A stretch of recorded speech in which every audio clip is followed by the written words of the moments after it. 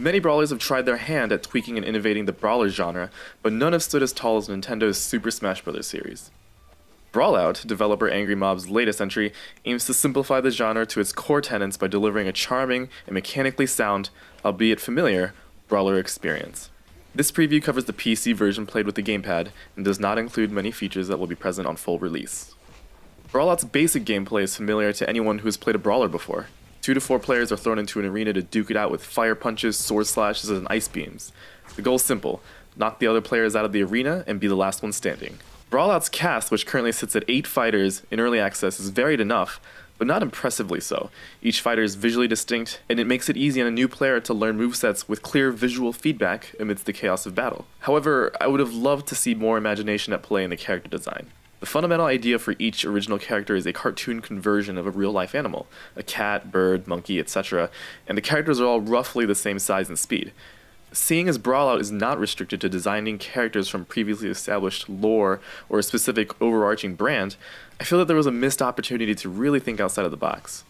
Instead, the characters feel generic and the movesets of the fighters feel too familiar from playing previous games in the Brawler genre. Smartly, however, Brawlout features a couple of indie favorites as fighters: the Drifter from Hyper Light Drifter and Juan from Guacamelee. This is where the character variety shines, as the Drifter's speed is conveyed with deadly elegance, and Juan's extravagant power moves are weighty and satisfying. Any fans of these two games will be pleased to feel how well Angry Mob managed to express the unique feel established in their respective titles. The game is beautiful and is rendered spectacularly. The graphics are top-notch and the art direction suits the simplicity of the game. Characters animate with life and convey their abilities with necessary weight.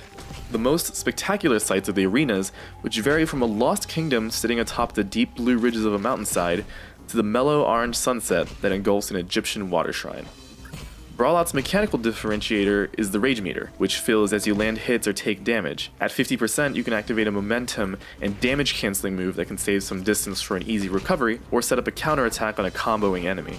At 100%, you can activate Rage Mode, which gives a temporary buff that knocks your enemies farther and makes you harder to knock away. Interestingly, characters' lesser special moves, such as the Drifter's Laser Gun or Saphira's Sandstorm, expend some rage energy, raising an interesting economic design for the player to either spend their rage on saving their hide or to pull off a gnarly special move.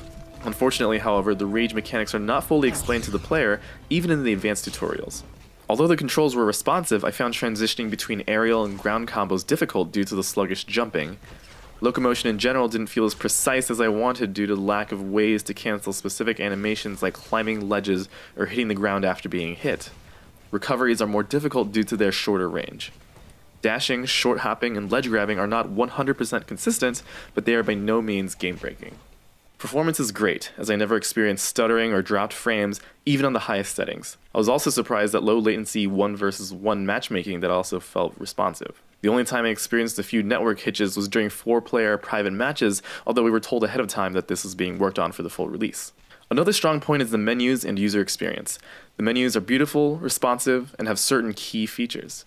You can view and save your replays, as well as view replays of fights of other online players. Players are awarded coins for completing certain challenges found in the menus, which they can redeem to unlock fighter skins and other goodies.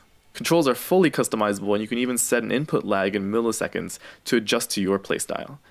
The practice arena even allows the player to see fighters' hitboxes for hardcore players planning their lethal combos. You can even run offline battles as you matchmake in the background for an online match. Single-player arcade and the coin redemption store are not included until full release. One area of disappointment is the lack of deep statistics, as the game only tracks a few per fighter. Post-match statistics are also sparse. Brawlout feels fundamentally sound enough for hardcore players to latch onto, while being accessible and aesthetically pleasing enough to draw in anyone else. The game doesn't set out to reinvent the wheel or inundate you with unnecessary frills, but works hard to solidify the core aspect of a good brawler. If you enjoyed this, be sure to check out our other content at popculturebento.com.